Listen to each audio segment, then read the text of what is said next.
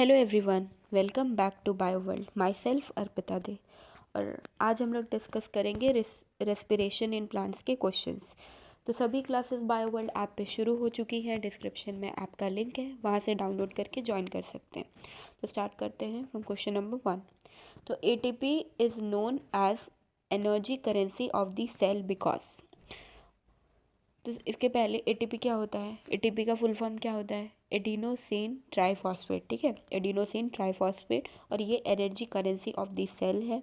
ठीक है, तो option number A, it stores energy in its phosphate bonds. तो इसकी जो फॉस्फेट बॉन्ड्स होंगी ना, ऐसे एनर्जी की जो फॉस्फेट बॉन्ड होंगी उनको तोड़ के एनर्जी निकलता है। ठीक है, सपोज मैं ऐसे डिनोट कर रही हूँ कि जो उनके बीच में जो बॉन्ड्स होंगे उसको ब्रेक करने से एनर्जी निकलेगी। It releases energy by breaking its phosphate bond, जो फॉस्फेट के बॉन्ड्स हो गए। ठीक है, तो ऑप्शन नंबर क्या हो जाएगा? C, both A and B. It stores energy in its phosphate bond. Phosphate bond में एनर्जी है, जब उसको तोड़ेंगे तो एनर्जी निकलती है। हो गया।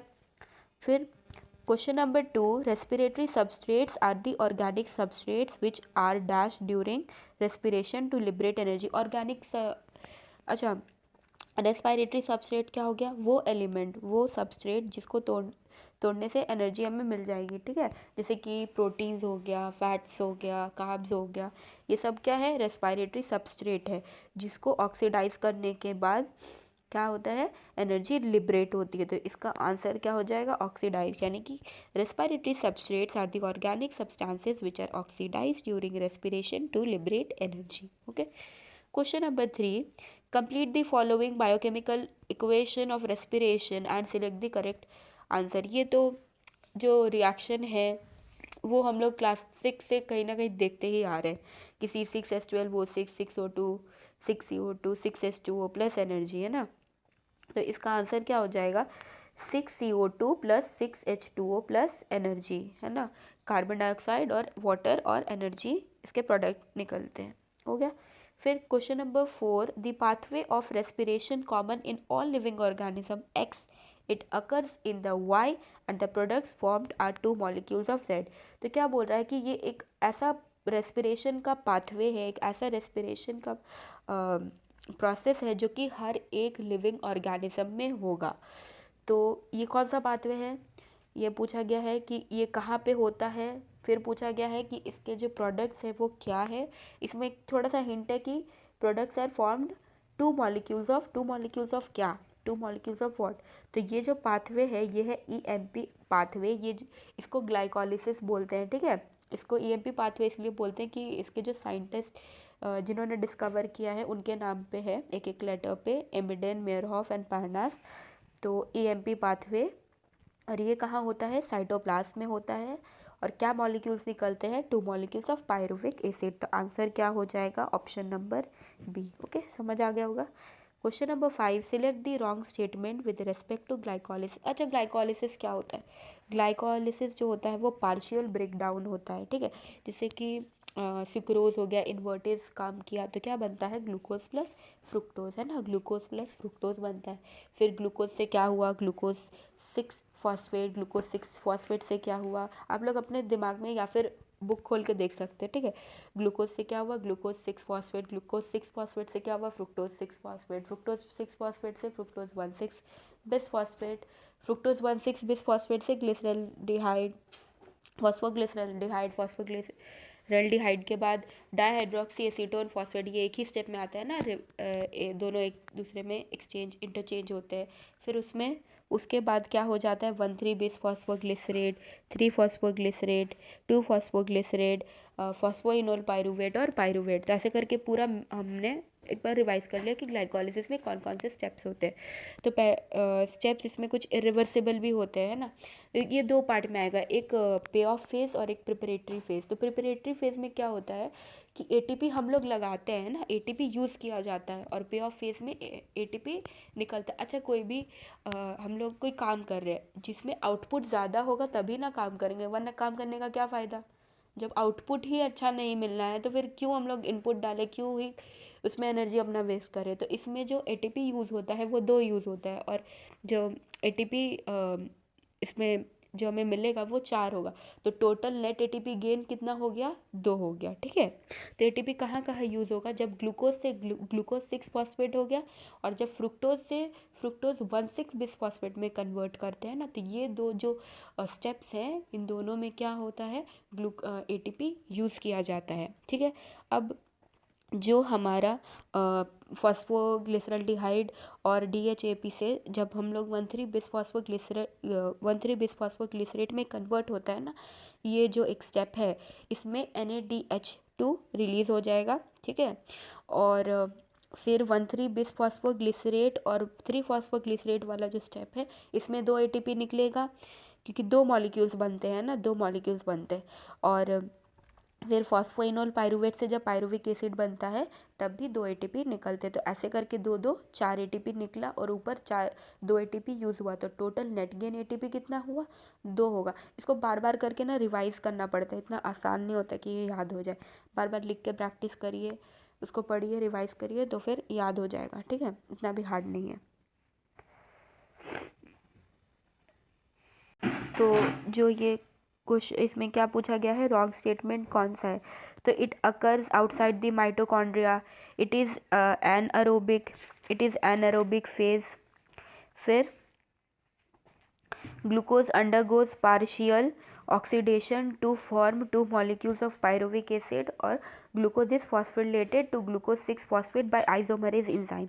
तो यहाँ पे जो ऑप्शन नंबर डी है ना वो गलत है, क्योंकि जो ग्लूकोज से ग्लूकोज 6 फॉस्फेट बनता है वो आइसोमरेज एंजाइम के प्रेजेंस में नहीं, हेक्सोकाइनेज एंजाइम के प्रेजेंस में होता है।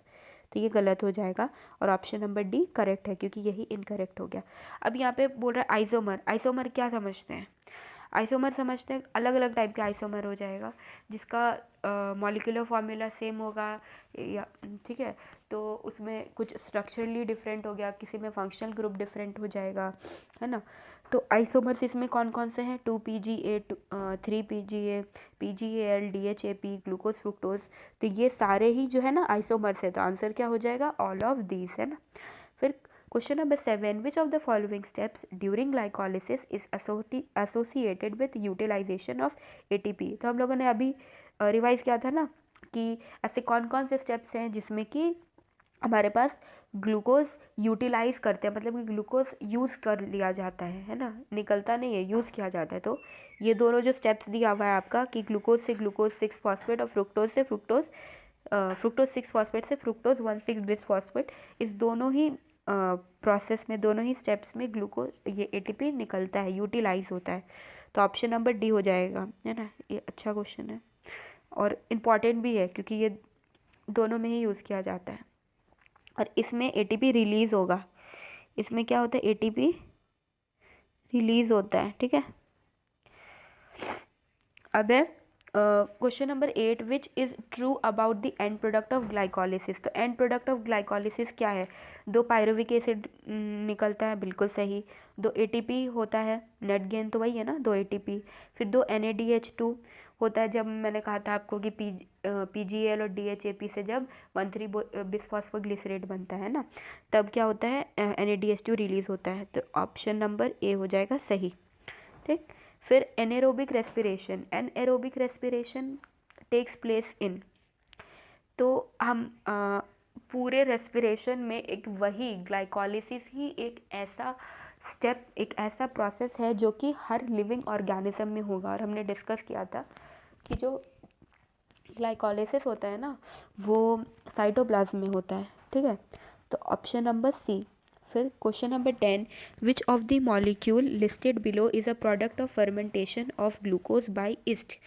तो जो यहाँ पे होता है वो क्या हो जाएगा, ईस्ट में अल्कोहलिक फर्मेंटेशन है ना, और क्या निकलता है, इथेनॉल, है ना, क्या निकलता है, इथेनॉल। तो इसका आंसर आपका हो जाएगा ये ऑप्शन नंबर बी। तो पहले एक बार रिवाइज कर लेते हैं, अल्कोहलिक फर्मेंटेशन। अल्कोहलिक फर्मेंटेशन कैसे होगा, जो पायरुविक एसिड मिला हम लोग को ग्लाइकोलिसिस से, उसमें एक इंजाइम काम करता है जिसका नाम है पायरुवेट डी कार्बोक्सिलेज, जिससे क्या निकलेगा, एसिटल्डिहाइड निकलता है और कार्बन डाइऑक्साइड निकलता है। ठीक है, फिर फर्दर उसमें और एक इंजाइम काम करेगा, अल्कोहल डीहाइड्रोजिनेस, जिससे इथेनॉल बनता है। ठीक है, धीरे धीरे इसको रिवाइज करना है, पढ़ते जाना, ऐसे याद कभी नहीं होगा। ठीक है। तो इसका आंसर क्या हो गया, इथेनॉल।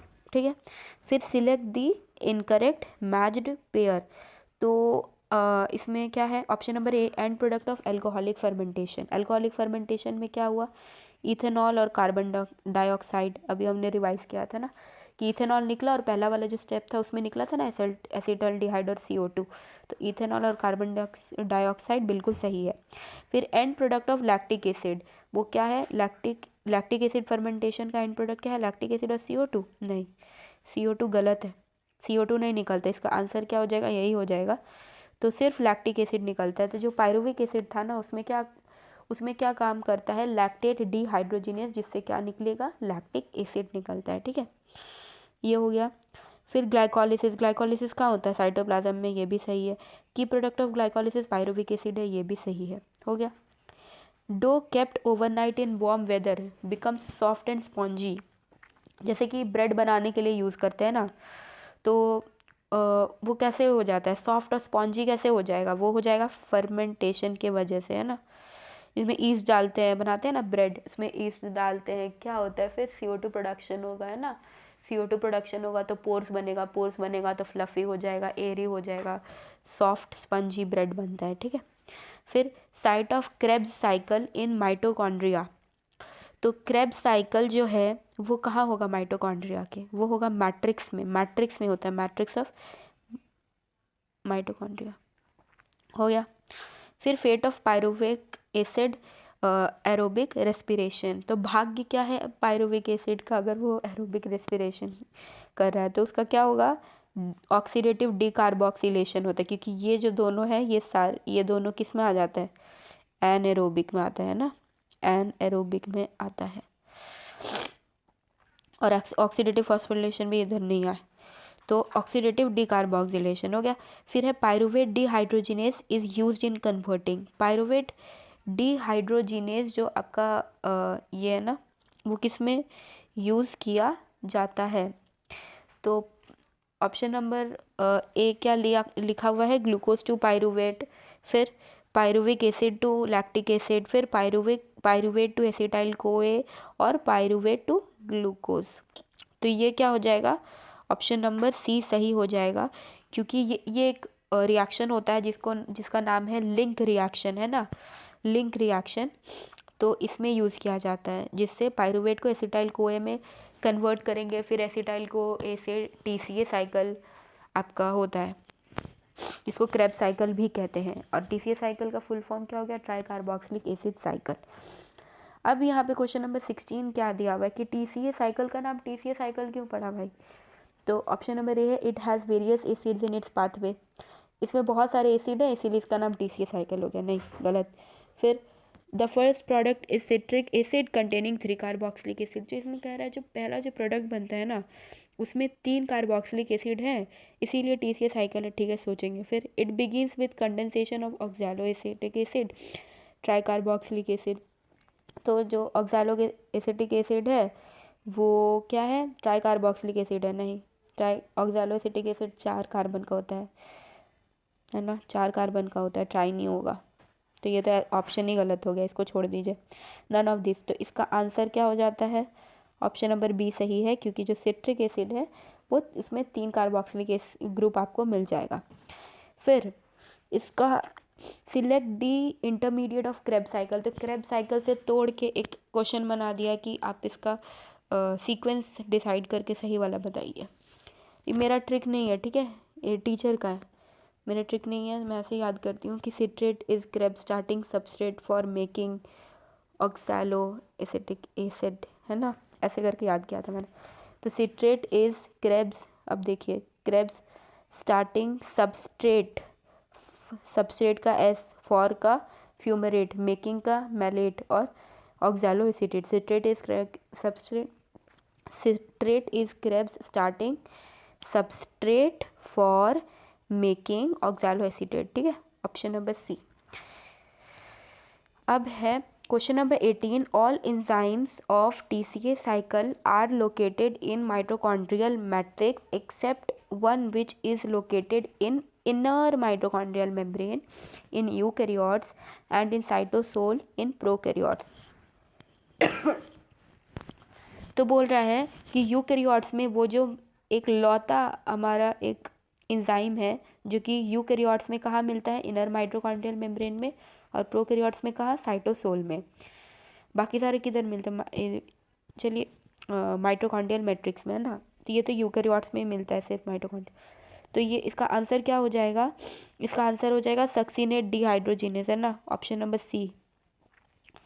फिर in the electron transport system present in inner mitochondrial membrane complex 1 और 4 क्या है, कॉम्प्लेक्स 1 और 4, तो कॉम्प्लेक्स 1 क्या हो जाएगा, NADH डिहाइड्रोजिनेस, और साइटोक्रोम C ऑक्सीडेज जो दिया हुआ है वो हमारा कॉम्प्लेक्स 4 हो जाएगा, तो आंसर सी। फिर question number 20, oxidation of 1 NADH and FADH2 gives rise to, तो जो NADH तोड़ते हैं तो 3 ATP बनता है, कितना बनता है, 3, और FADH2 से 2 ATP बनता है, ठीक है, तो आंसर क्या हो जाएगा, 3 और 2।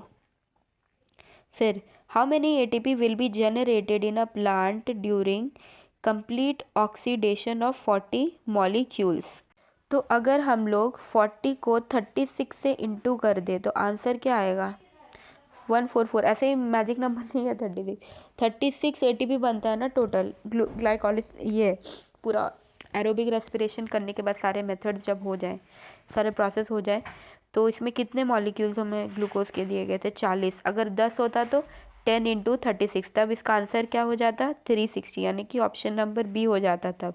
लेकिन इसमें कितना पूछा गया है, 40 पूछा गया, तो ऑप्शन नंबर सी होगा, इंटू करके देख लीजिएगा, ठीक है।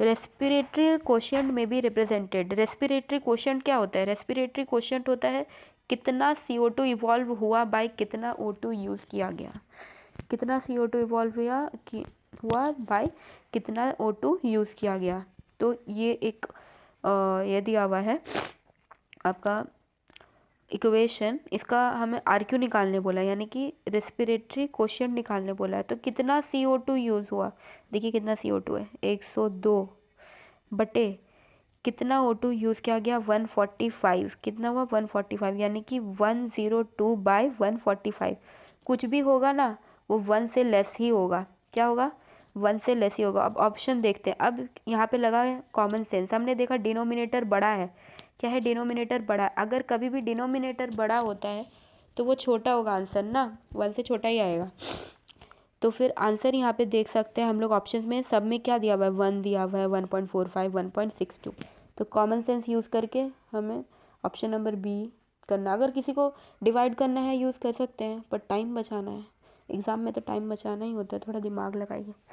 फिर value of succulents, value of succulents क्या हो जाएगा, जैसे कि कैम पाथवे में यूज़ किया जाता है ना, कैम पाथवे में यूज़ किया जाएगा, तो इसका आंसर क्या हो जाएगा, 24 का इसका आंसर हो जाएगा 0, क्यों, क्योंकि हम RQ का क्या था, CO2 used by O2 consumed, तो इसमें CO2 निकलता ही नहीं है, नो CO2 नहीं निकलेगा, तो जब CO2 निकलेगा ही नहीं तो आंसर क्या हो जाएगा, इसका 0 हो जाएगा। और यहाँ पे देखिए एनएरोबिक में क्या होता है, O2 नहीं निकलता, तो जब नीचे 0 है तो आंसर क्या हो जाएगा, इनफाइनाइट, तो ऑप्शन नंबर डी हो जाएगा आंसर, ठीक है। तो सारे क्वेश्चंस हो गए हैं, कोई भी डाउट होता है आप कमेंट सेक्शन में लिखिए, है ना, और इनके अच्छा लगे तो लाइक शेयर एंड सब्सक्राइब, और जो सभी क्लासेस हैं बायोवर्ल्ड ऐप पे शुरू हो चुकी हैं, डिस्क्रिप्शन में ऐप का लिंक है, वहाँ से डाउनलोड करके ज्वाइन कर सकते हैं। Thank you.